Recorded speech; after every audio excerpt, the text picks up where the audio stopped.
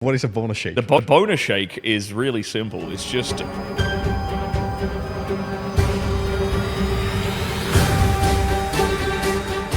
were accused of on set, and luckily there was like behind the scenes footage of the thing being filmed, which completely exonerated them. But this co-star, the lady involved, just put them on blast on Twitter. We pulled in over $200,000 in 7 days. I basically implemented the strategy from that book.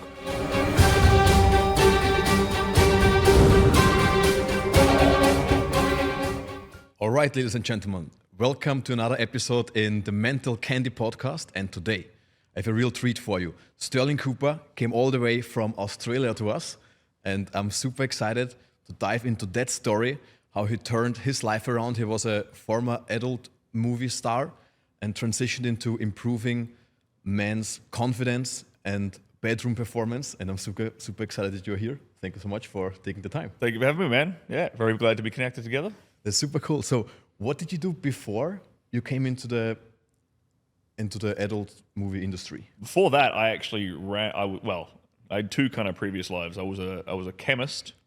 I have a degree in chemistry, so I was I worked as an industrial quality control chemist, and I worked as a pharmaceutical research chemist.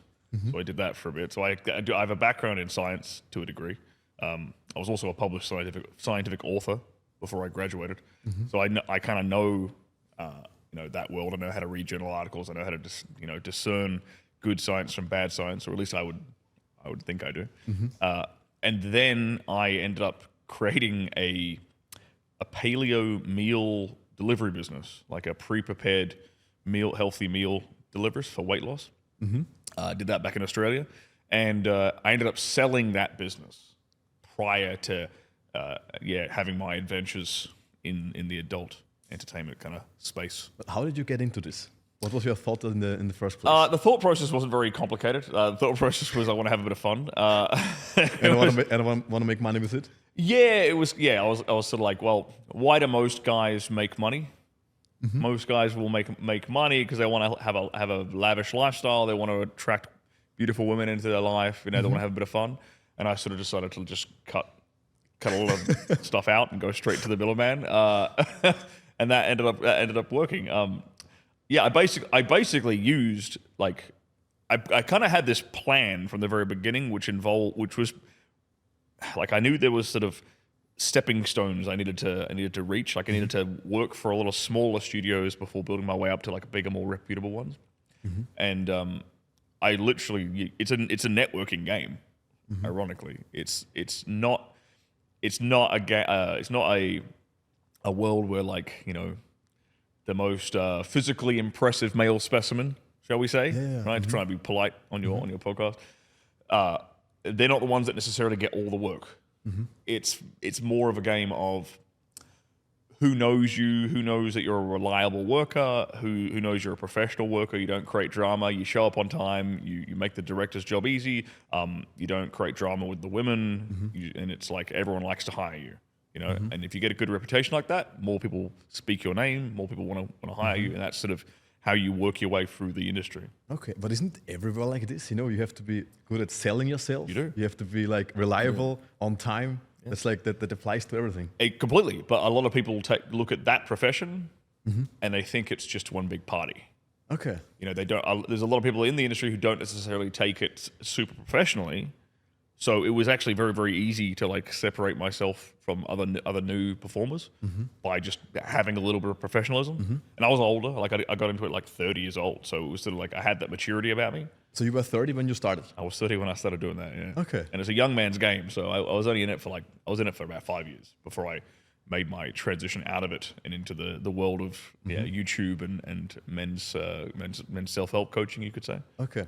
Yeah. Can you take us behind the scenes? How does a day-to-day life look like? Is it where you have a schedule in a day, for example, 10 a.m. Sandra, 5 p.m. Chantal, or how does it work?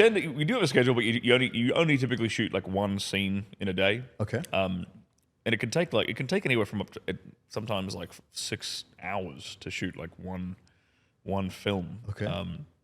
Because the whole story, what they like. Yeah, build up. because the whole story involved, and it's kind of ironic. The part that everyone just skips through most of the time is actually the bit we spend like 3/4 of the day filming. Where the plumber knocks on the door. Yeah, exactly, bro. Yeah, getting all like camera angles right. Yeah, like yeah.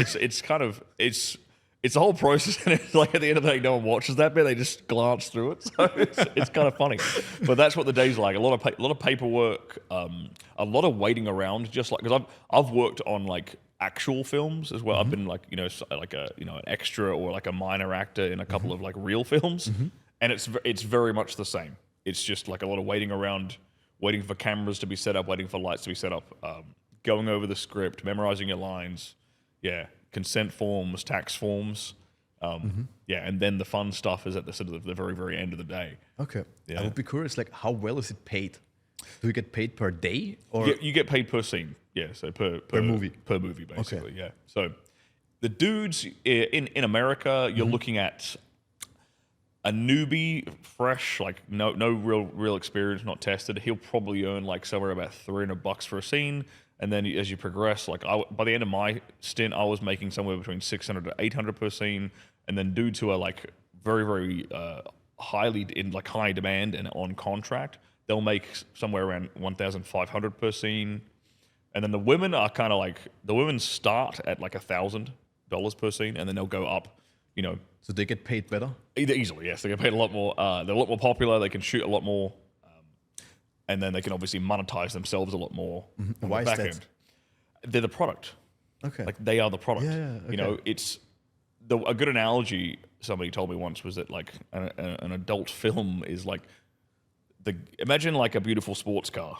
The woman is like the chassis. Like she's the upholstery. She's the wrap. She's all this beautiful stuff on the outside.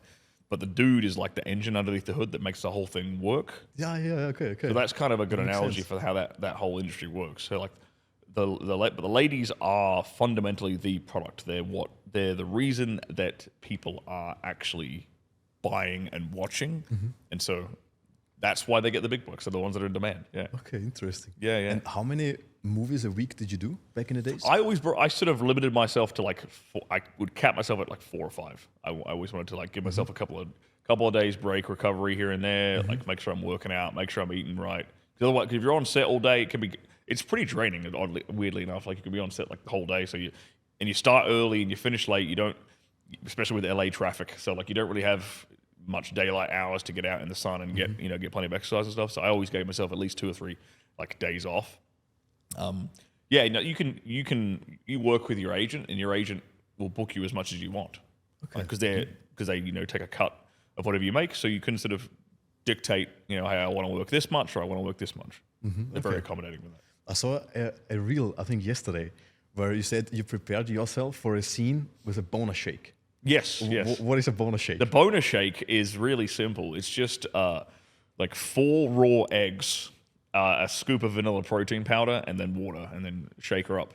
I drink this every afternoon.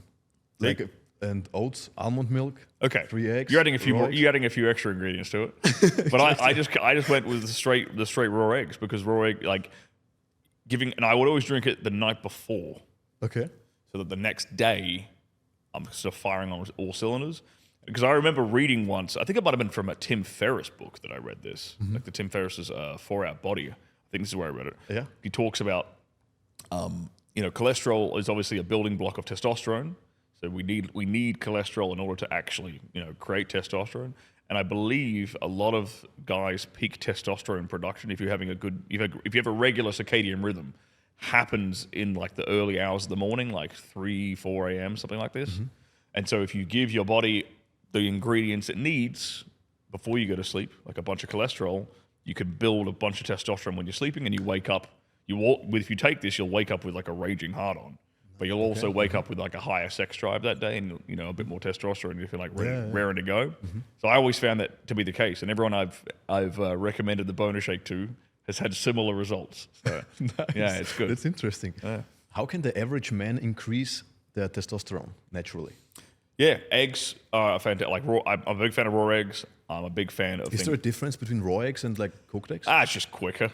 Okay. Just get it down, bro. Like Rocky. Like if it's good enough for Rocky, it's good enough for you. You know, Exactly. Or Rocky did Schwarzenegger. it. Exactly. Schwarzenegger did it. Like they all did it, bro.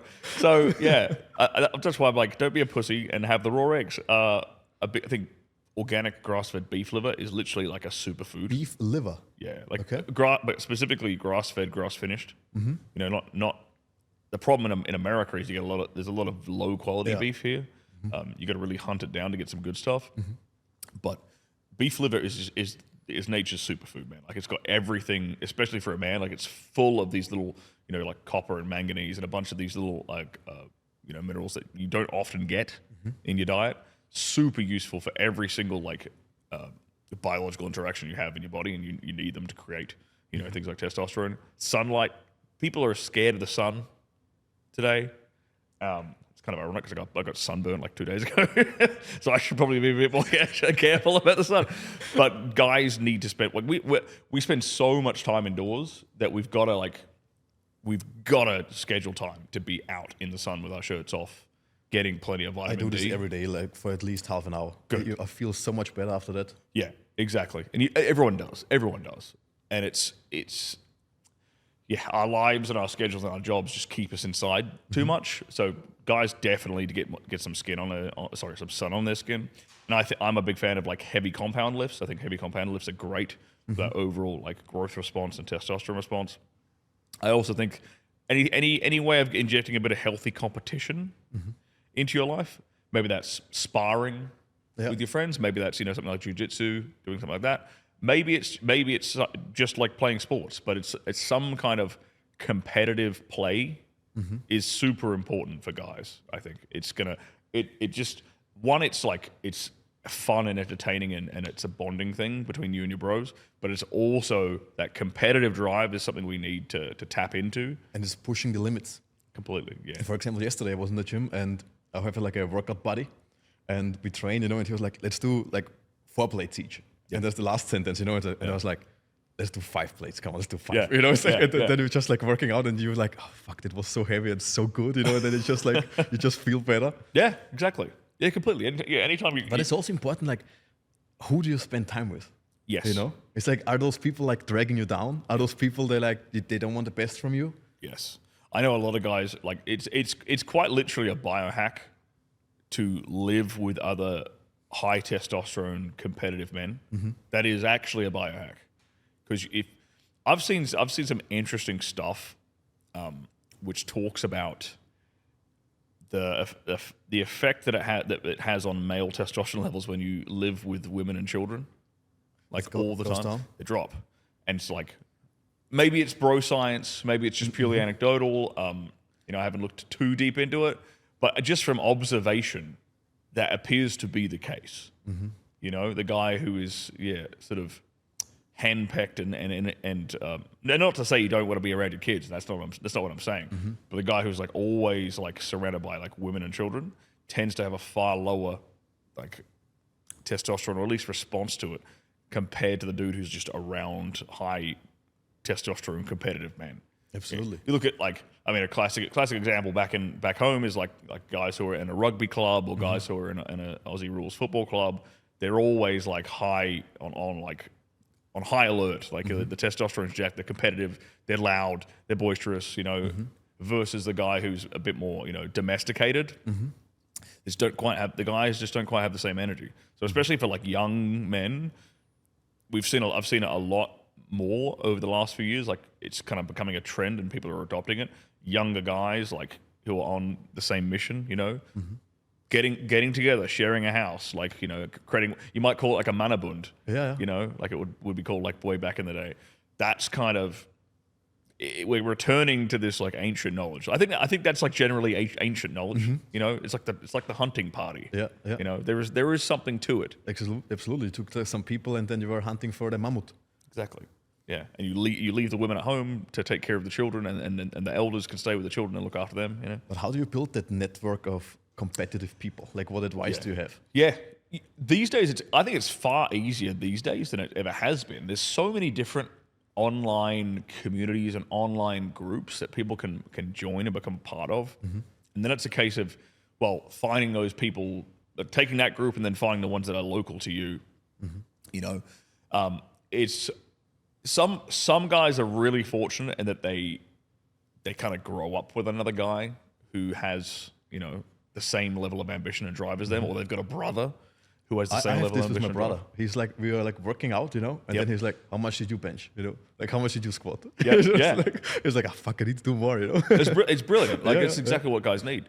And I never had that with my brother, unfortunately. So I had to like seek it out, you know, in my later life. Try and find other guys like that to get around. But a lot of these online communities that you can find, you know, there's opportunity in that. Not just to learn skills and level up, but to also find other like-minded guys who might happen to be in your area, and you can, you know, if you guys see eye to eye, it's a great opportunity. Absolutely. I want to go back real quick in the conversation where you were like the adult film star. What happened when you said enough is enough? I don't want to do it anymore. Yeah. So what was the situation there? There was a couple of things that happened sort of simultaneously. This was all like sort of 2019 and then 2020. COVID happened obviously in 2020. Everyone was sort of locked indoors. I had already been writing my first like info product at that point. I was originally planning on it being a book. And Which one was it? The first one? So the first one it's called How I Grew My Penis and Other Porn Industry Secrets. So it was basically like a compilation of biohacks that I'd learned through the career, and that was what I was originally trying to do. I was originally just going to write a regular book of just all these biohacks that I picked up from not just my experience, but like the experience of other male porn stars. And I'm like, these are all these cool little tricks that that the average guy would benefit from. What is, for example, like a secret on how to grow your penis? Well, it's all done through like stretching, through pumping, and through so you can stretch the ligaments that attach it to the pubic bone. You can stretch the shaft itself, and you can expand like width-wise through pumping and things like that. It's not like a magic pill. A lot of people will see like ads on like adult sites for like a magic pill that's magically, you know, it's the secret African herb that's magically gonna like you know give you like a 12-inch weapon. It doesn't really work like that, unfortunately. Like, but you can get at least 1 to 2 inches on it without surgery, without any like medical procedure or anything like that. It takes a lot of time, minimum like 8 months, I'd say, minimum. And you do it like every day, a little stretching? There's exercise you do like every day, stretching or hanging weights or pumping every single day. You can get there. It is doable. Yeah, and I've got plenty of students who've seen results doing exactly that. You know, there are these days. I see a bunch of people advertising like injections and surgeries and things like that. And it's like I always preferred to take like the harder route, because in a weird way, this is going to sound weird, but it's like a metaphor for self-help. Like if you can take a guy and you can improve in this one metric, this one area of his body, right, that he thought was never possible to change. Like he thought that he was stuck with that size, right, his entire life. And you can show him, no, you can actually make some change here. Well, then what else in his life is possible to change? If you can change that, he can definitely lose some weight. He can definitely get more in his bench press. He can definitely make more money. He can definitely get a better girlfriend. Like all these things, like that thing that was so impossible is now possible. What else is possible? So it might sound a bit corny, but it's a bit of a meta self-help kind of thing. True, definitely. Yeah. So, but it ended up being like my first info product, because I had a good friend who did a bit of copywriting and he did a bit of internet marketing, and he was in my ear. He was like, "No, bro, like no, shorten it down. Here's how you're gonna do it. You're gonna do it as an ebook. Like, trust me." I'm like, "Okay, cool, I trust you." And I went and did that. I published that in like early 2020, and it worked. Yeah. How many followers did you have this time? At that point, I only had Twitter, and I had about 25,000 followers on Twitter who were just fans from my adult film stars. My adult films, rather. And what I quickly learned, actually, was that though that audience has no interest whatsoever in self-help. Okay. So that's they are just consuming completely. Yeah. They are in what's the word I'm looking for? Escapism. Right? Yeah. They're sedating themselves. That's I can get women in real life. I just watch them. Exactly. Yeah. They're taking the lazy man's out. So it was very interesting. I thought, there's going to be like a lot of crossover here with like what I'm trying to sell and the audience I currently have. Not at all. Turns out I was completely wrong with that assumption.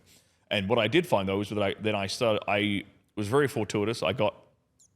Everyone was talking about OnlyFans at that time. It was becoming a popular household name, and I knew all about it. Obviously, being inside the industry, and there was a couple of big men's self-help YouTubers who were talking about it, I was fans of, guys like Rollo Tomasi and Richard Cooper, and I reached out to them and I said, hey, you're talking about this OnlyFans thing. I'm an insider. I can come on your show and give you some insider knowledge, and they jumped at the chance, and that kind of propelled me into the world I'm in now, which is that helped you to boost your brand, basically. Yeah, it showed me a whole new world. Really, it showed me that this men's self-help space, how much they resonated with the things I was trying to teach was really interesting. And then a bunch of people, I went on a few more podcasts, and people convinced me to make my own YouTube, and then I just saw tremendous results after doing that.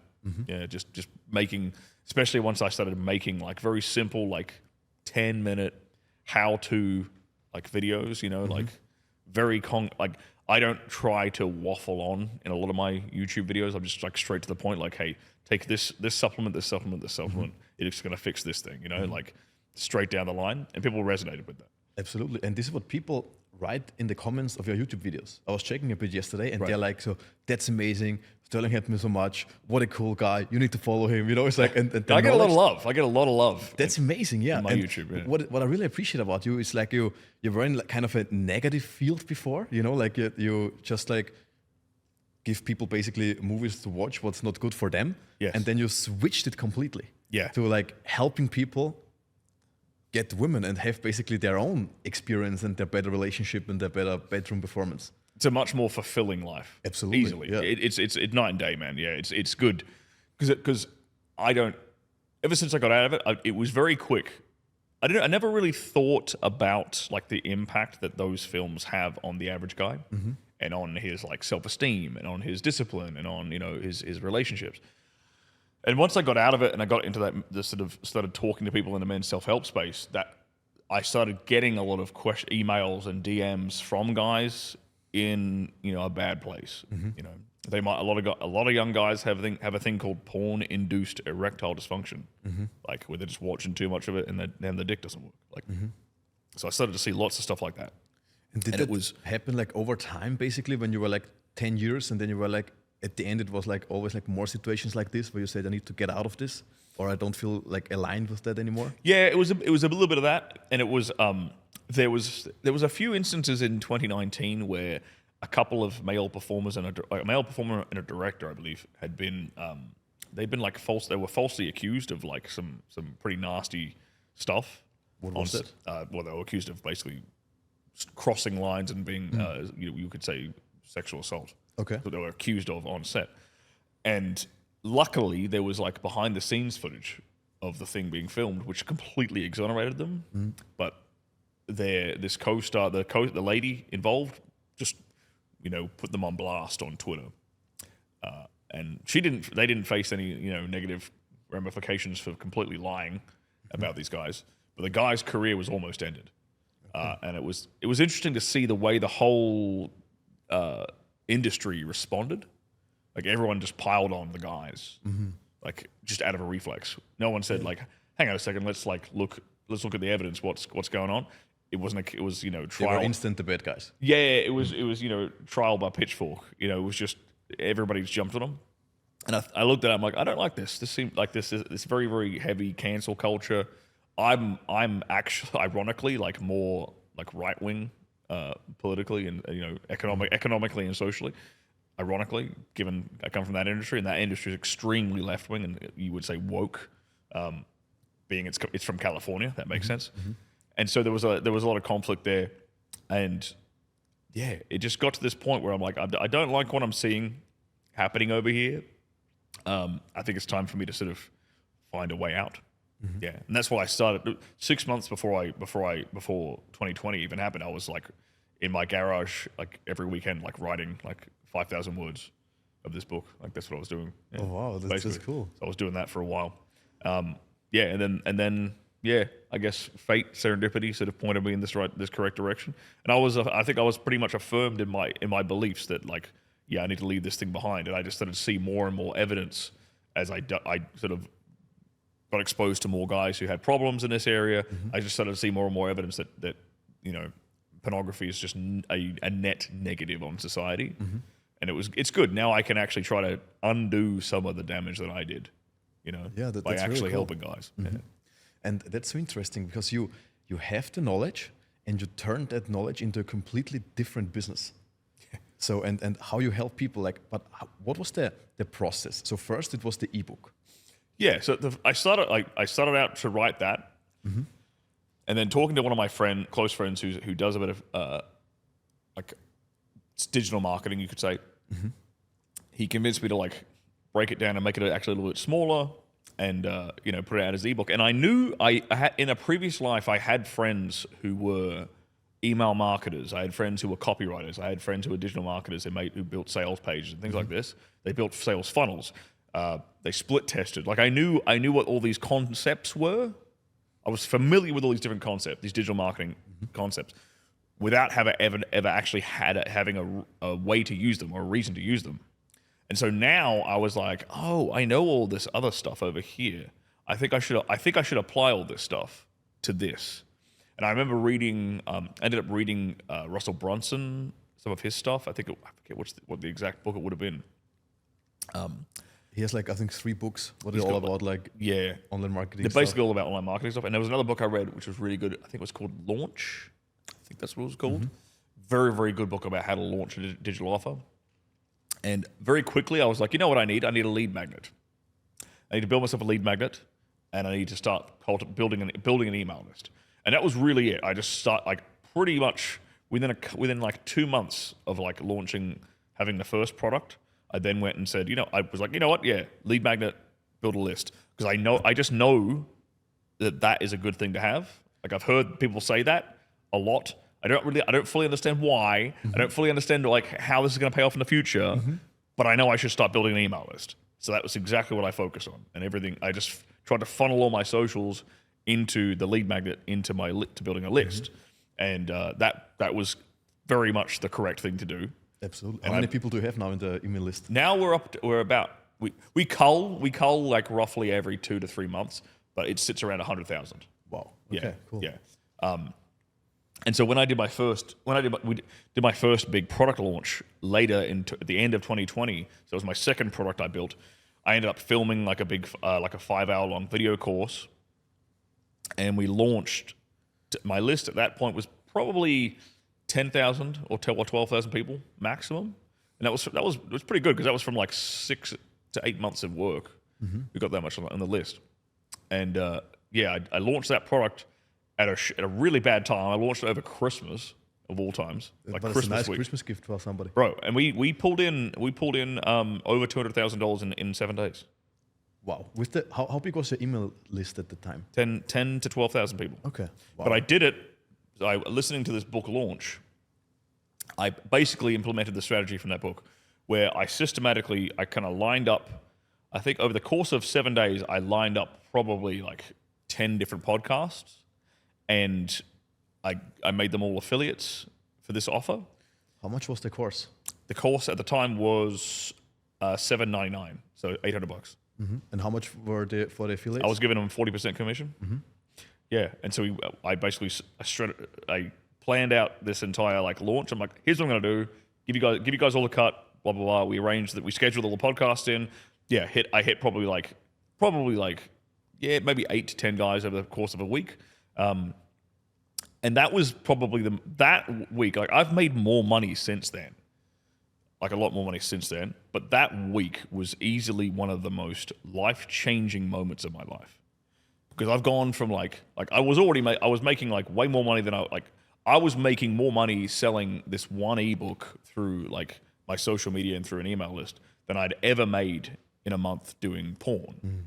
Or my previous job as a chemist. It was the most money I'd ever made at that point. And it was effectively location independent.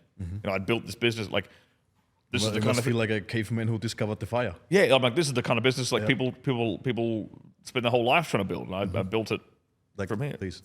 Yeah, but then that week, of Christmas week of 2020. That was one of the most life-changing moments of my life because we made like over $200,000 in the space of 7 days. And I remember because I was in Portugal at the time, and all my customers were basically in America. And so I'd like do a podcast, I'd go to sleep, and I'd wake up the next morning and check the sales numbers, and it was like something like day one was like 10 grand. I'm like, that's fucking awesome. And then it was like day two was like 20. I'm like, holy shit. And then it ended up like the last 2 days of the sale were like 50 G's each. What? And I'm like, what the fuck? Like, I could not believe how much money it is possible to make in such a short space of time. For really, really wealthy people, this is nothing. Like these numbers are insignificant to a lot of big guys who make big money. But for me at that time, I was like, this is ridiculous. Like I didn't know this was possible, and it just opened up. It changed the way I perceived money entirely.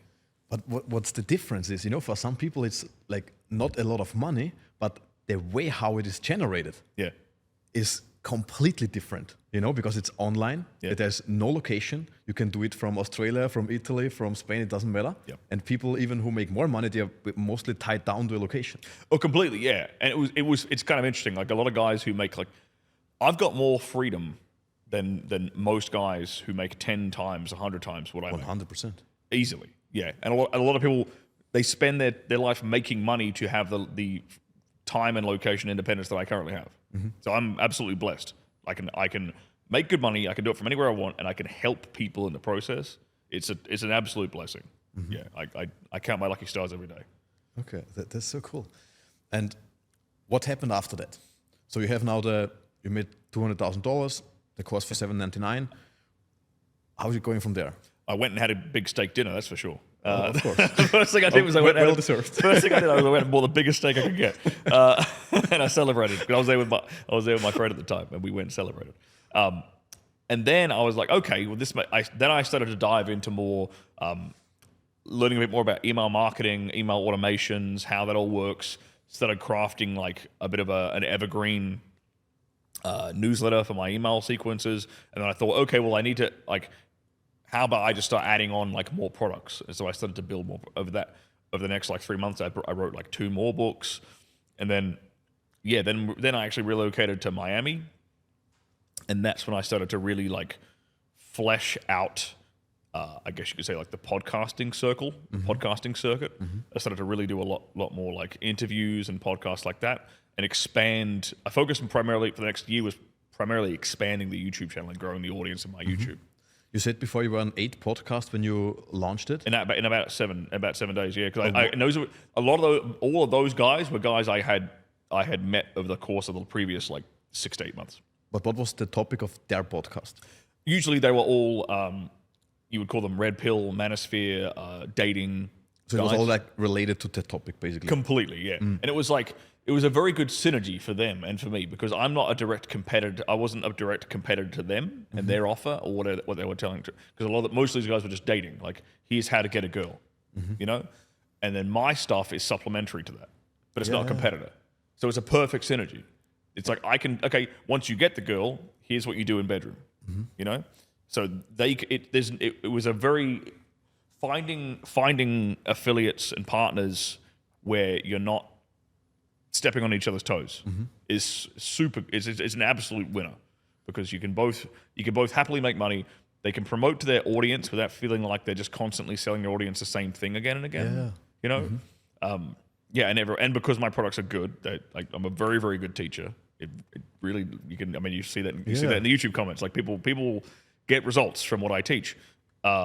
It builds credibility for them as well because a lot of time, whenever you do collabs with people, you're effectively reputation jacking. You're leveraging their reputation with their audience and to manifest that same reputation on yourself. So you need to make sure you always give a good impression. You need to make sure you don't come across as sleazy and scammy and salesy. I think that's my opinion.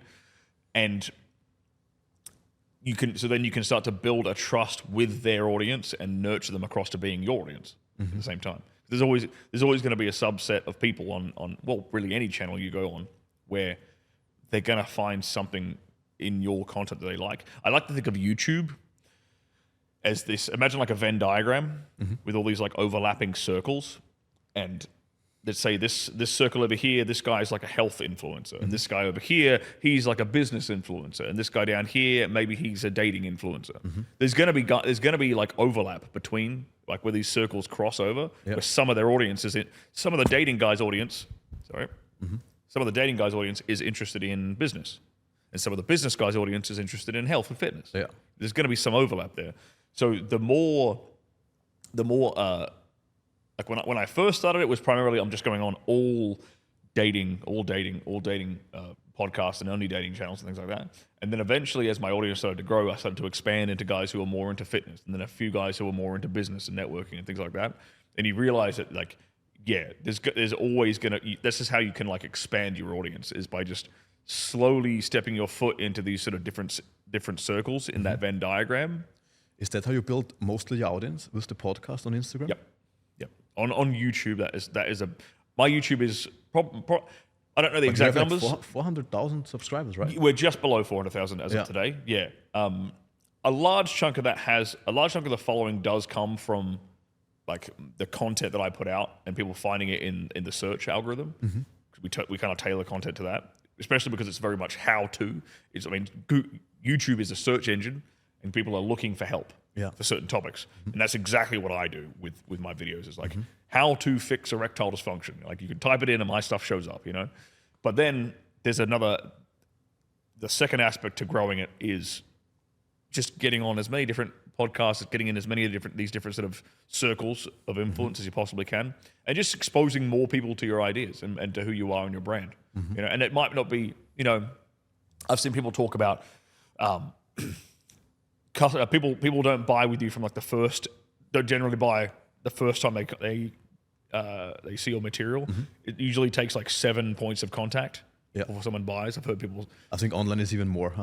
Yeah, and I've heard people sort of mention that a bit, and it's like that's kind of how I look at it. It's like, okay, if I go on this guy's podcast, his audience is going to buy from me today, but it's the first point of contact, and now I'm in their algorithm, and now I'm going to start showing up on their Instagram, and now I'm going to start showing up on their TikTok and their YouTube Shorts or whatever. I'm going to start showing up, and so we can get to contact point 2 and 3 and 4, and etc. And eventually, they're going to end up in my funnel. Yeah, the omnipresence is the goal. It's an omnipresence. You're like everywhere. Completely. And another big aspect of what I do. So right now I'm on a podcast tour here in the US. I was in the UK prior to this. So I did in the UK. I think I did like 7 podcasts in like 5 days, I think. And now I'm here in the US. I've done 1, 2, 3, 4, 5, 6, 7, 8, 9, 10. I'll do 10 in about a week here in the US. So I'm just that'll be like 17. In not a very long space of time. So what that does, and I know a couple other influencers do a similar strategy to me. I'm hitting the algorithm. I'm just bombarding the algorithm, the YouTube algorithm and the Instagram algorithm with me from like different angles, from different creators. All people are seeing for like the next 2 weeks is just going to be my face, rather than say dividing these 18 podcasts up over the course of like eight months or something. I find it to be much more beneficial to do them all at once. 100%, because like the speed is king. It's just it's this omnipresence, like you said. You just all for a short space of time, you're just everywhere. Yeah. And then all these people are like, who is this guy? It's like Sterling, what the fuck? Every time exactly. I see you. And it helps you get those 7 points of contact quicker in a shorter space of time. You're more likely to have it happen if you're just everywhere all at once, I think. Is it still the product for $7.99 what people promote now in the podcast, or is it a different one? That one I increased the price to $9.97. I bumped the price up end of last year, and now I've got a whole suite of products. We got like a book. I have a book for $49. I got a book for $69. I got a book for $97. I got a video course for $4.99. And but is it the other one in the podcast description? Do you put the link from your page where all the products have, or do you just pick one specific product? So I have to. So I have a weird thing that I have to avoid on YouTube, where YouTube doesn't like my sales pages, so I have to use what's called a bridge page. And so on the bridge page, we put everything.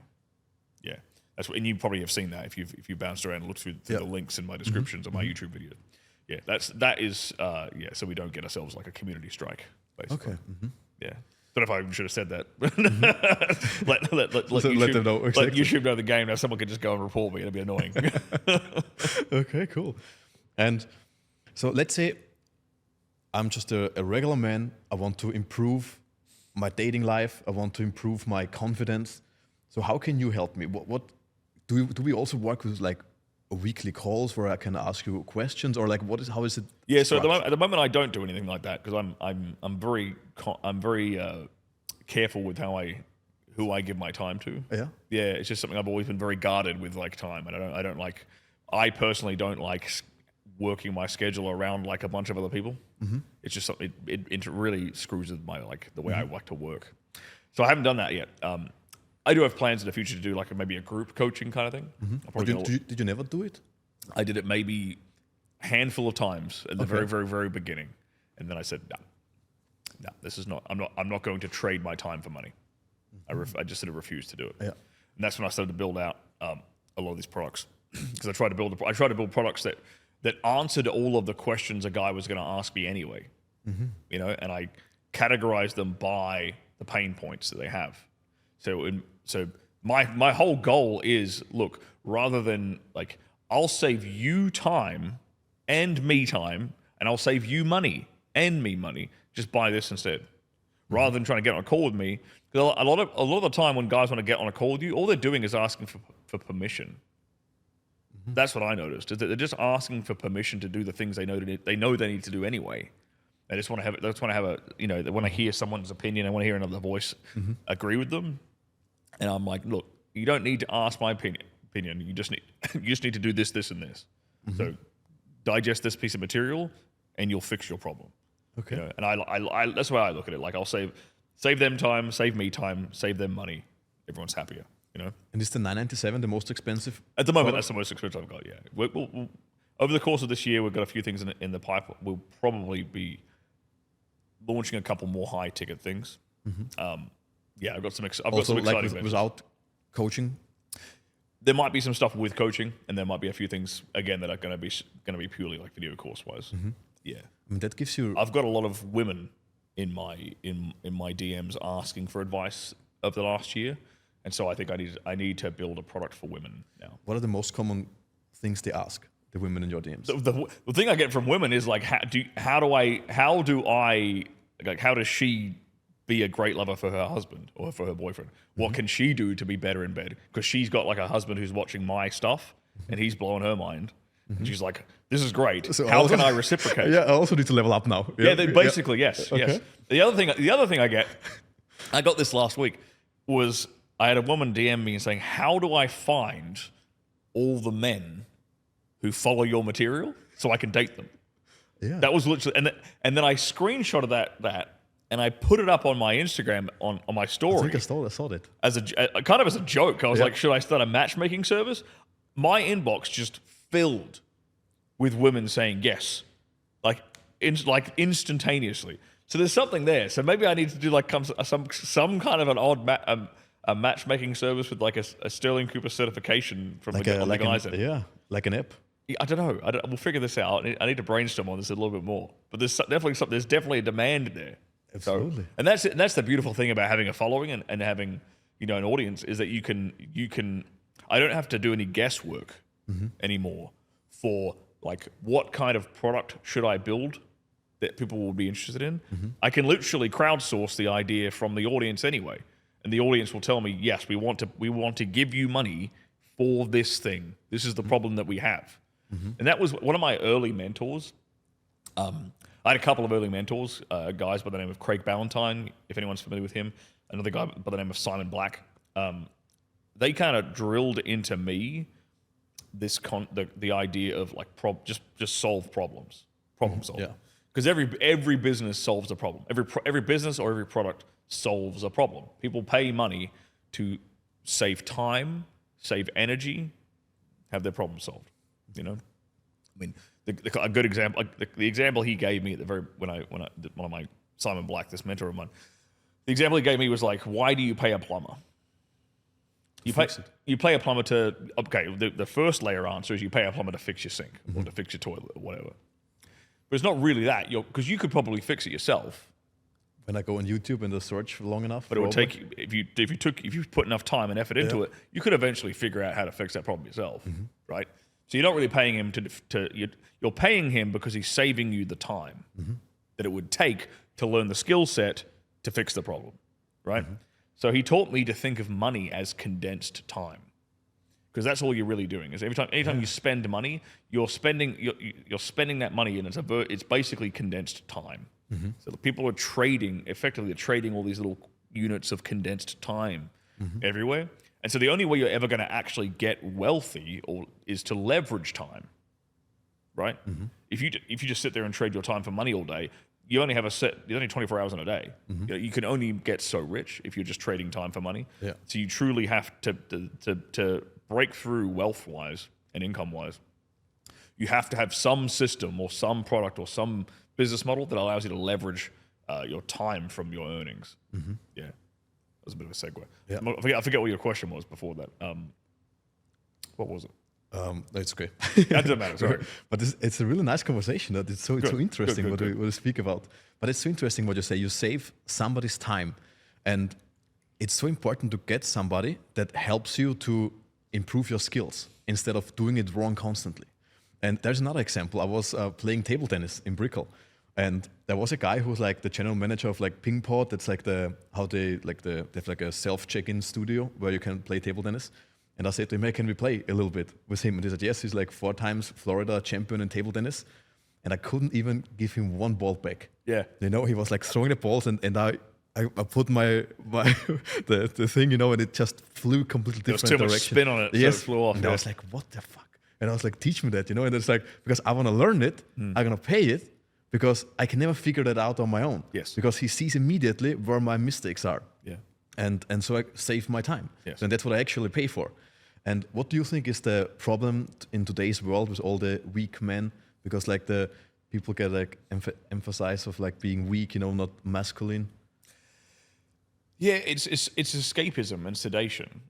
I think that's the fundamental cause of it all. Like we live in a world that's so damn comfortable. Like everything is you can press a button and get food. You can press a button and get a taxi. Women. You can press a button and go on a date. Yeah. Like you can press a button, you can scroll endlessly and be entertained endlessly. You don't have to. No one has to sit with their own thoughts anymore, right? And you don't have to. All these really basic human needs, you don't have to put anywhere near as much effort into it as you had to in previous generations. So it's a comfort thing. It's a sedation thing with stuff like porn, with stuff like mindless scrolling on like TikTok and Instagram. It's escapism with things like pornography and things like video games. And not to say I'm not sort of shit on video games. I enjoy playing a couple of video games here and there myself. But like to dedicate your entire like all of your recreational hours to escaping in a video game, it means you're not dedicating that time and energy to anything else. You know. So it's an escapism and it's escapism, a comfort, a sedation problem, and that's why comfort is like the enemy of mankind, man. Like the human body and the human mind respond positively to stress. You need it. Like you need to go stress your body out in the gym because it's challenging with heavy weights. Yeah. Like your body needs it. And the more we've kind of been convinced that, you know, the goal of life is like happiness and endless comfort. And it's really not. Like you don't get any fulfillment out of that. You really don't get any joy out of comfort. You get joy out of the struggle. You get joy out of accomplishing things and overcoming challenges and obstacles. That's where the real joy and fulfillment is. You get joy and fulfillment from community and from having relationships with people. That's the progress. What fuels people, and if Yeah. they don't have it, they die like They die. plants without flowers, exactly. without water. Yeah, and you've got a lot of and on top of that, you've got a lot of young men who feel lost, who feel like they haven't got any purpose or reason to really get up and strive in the morning because they've been told that they're the boogeyman. They've been told that, you know, being like a straight white male is a horrible thing, for example, right? Everyone, you know, that was a bit of a trope like back in the Trump 2016 era. It's like when you get a couple of generations of men who've kind of been beaten down, been browbeaten, you could say, longhoused, it takes its toll, man. And guys stop living up to like that masculine ideal. And especially with when you have a culture that like rewards victimhood, that's a big problem. But how does it get rewarded? Well, you look at Hollywood, you look at mainstream media, like it's things like DEI, things like pedestalizing people who are a victim. You know, that's how you get in mainstream media these days. That's how you get in the news these days. Like, oh, I'm a all this virtue signaling that you see people doing is like everyone wants to like label themselves with some kind of disorder and glamorize it. Like, oh, I've got ADHD. Oh, I've got depression. Oh, I've got this. Oh, I've got that. I have 3 different genders. I've got 3 different genders. It's like it's all victimhood, and it's a victimhood mentality, and they're trying to get virtue signaling points by being a bigger victim. I think they just seek attention. It is. It's that's what attention seeking. But it's attention seeking in the name of victimhood, and it's like that's not how we built civilization. We built civilization by, building statues of heroes, by building statues of great people who've accomplished things, who did things beyond what we thought was possible. And now we're doing the complete opposite, where it's kind of like it's a complete inversion of values, where pedestalizing and glamorizing people who are victims, and when you do that, you basically disincentivize the masculine drive. Mm-hmm. What do you want to be remembered for your legacy? From my fan base, I would like to be remembered as somewhat of a big brother figure. The guy who was able to help them with those really awkward questions they didn't know who else to turn to, and was able to help save their relationship or help them have a positive, happy, long-lasting relationship. I've had a lot of people email me, DM me saying that I've made a long-lasting impact on their 20-year marriages. I've literally saved people's marriages in this regard. So that's what I want. I love doing that. That's what I want to be remembered for publicly, privately amongst family and friends. Do you have a family? I don't have it. I don't have any kids or anything like that. Okay. But we're working on that. Yeah, privately, I just want to be remembered as a guy who just didn't stop working. Mm-hmm. It's not like a guy who had who thought ahead and planned for his family's future, because that's literally what I do. In my private life. That's kind of what I do. Mm-hmm. Everything I do behind the scenes is just like, how can I set up a life so that when I do have kids, they've got this they've got a lot more. They've got a better setup than what I had. Do you think it's important to give kids a setup?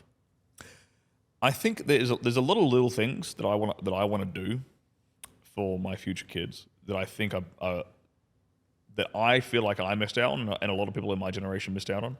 And I'm talking like simple things, but they're also like hard things. Like I want them growing up on a farm. Mm-hmm. I want them drinking raw milk, grounding, like getting barefoot on the grass, plenty of sunshine. Mm-hmm. Working with their hands, learning a bunch of skills. Like one of the plans I have is I want to have enough friends in different trades and professions around wherever we set up a farm, so that my kids can go and apprentice with them all. Mm-hmm. So you'll spend, and have the connection with nature. That too. Mm-hmm. But the idea would be you apprentice with the bricklayer for 1 year. Start them at a young age, 14, mm-hmm. Okay, 1 year you're going to go apprentice here, 1 year you're going to go apprentice over here as a carpenter, and then the next year you're going to go apprentice with a plumber, and then the electrician. So by the time my sons are 18, 20, they know how to do a lot of these basic human survival skills. Yeah. Not even just survival skills, but practical skills. So I want them to be competent. I want my kids to be infinitely more competent than I am, mm-hmm. or I was at their age. And I'm a competent guy, but I want them to be even more practically mm-hmm. competent than I ever was. But how do you do it with the money situation? That's always interesting, because for example, how I grew up is we had money for food and stuff that was here, but not for vacations and stuff like this, and that was I need to build myself, Yeah. And that struggle made me to the person who I am today. I moved once to Dominican Republic with just a one-way flight, and I built my business from there, Brilliant. And things like this. And I wouldn't be able to do that when I wouldn't have the confidence based through the things I went through. If somebody would spoil me, now you get $10,000 every month, you know, I would be like completely undeveloped. You know? Yeah, I do not plan to spoil my kids. I don't want my kids to even know that I've got money. Yeah. Yeah, that's the plan. And hence why I want to live in a more like a rural farm life. You know, even though I'll have money, I want it to look like they have to learn a hard day's work from day one. Because you're right, you're absolutely correct. You're not going to value anything that you don't work for. So I'm not going to be you know, throwing them lavish gifts and spoiling them with money and things. Are going to make them work. I'm going to make them learn a bunch of skills. I'm going to make them go out and make something of themselves. Because it's important. Like whether or not, you know, maybe the eldest son gets the farm and the second or third sons have to go out and build businesses. I don't know. I'm not quite sure how I'll figure it out yet. But I don't want to do it. I don't want to make things easy. Yeah. I don't want to, for the boys at least, I don't want to make exactly, because the hardship is what makes it great. Exactly. What gives the value. It gives them self-confidence. That's been proven time and time again. When you let kids figure things out on their own, when you let kids problem solve, they develop self-esteem, they develop confidence. And this is the confidence and the competence that you need even when you date women. Completely. And that's how we end the cycle, you know? Completely. Yes, exactly. So let's wrap up the episode. What is one of the most valuable products that you have where you think that could definitely help men? So what would you like to speak about? Yeah, I think my personal opinion, my best product is my video course called Sexual Dominance Escalation. And what I do with that is I can take an autistic guy with no knowledge of like women and sex, and I can take him from where he's at, and I can take him to the point where he's a dominant, passionate, seductive man. So I baby step guys through. I've created basically in this product. I create literally a spectrum. It's kind of ironic. So I create a spectrum from 0 to 100, where 0 is say like really very vanilla and tame sex acts, and I try to baby step them through to like the other end of the spectrum, which is where you might indulge in things like kink and BDSM. Right? And I try to break down a whole bunch of sex acts somewhere along the spectrum, and I teach guys all the different body language cues. I teach them how to, like, so that they can tell if their woman is actually going to be into this, or she is into it, or if she's not, how to back off and try something completely different. So to work within not just his comfort zone, but her comfort zone as well. And I teach him how to kind of, baby step along this spectrum of dominance. Because what a lot of women are yearning for is a dominant guy in the bedroom.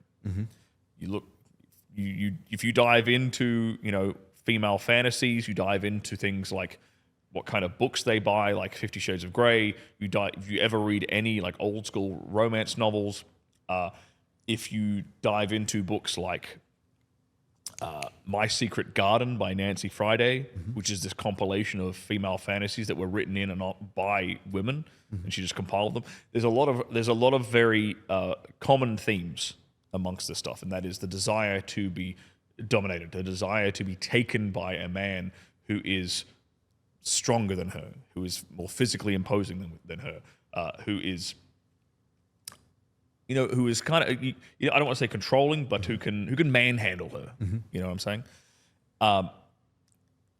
And that is something, especially as a lot of guys being a lot more timid, being a lot more scared of talking to women. They're scared of things like Me Too allegations and whatnot.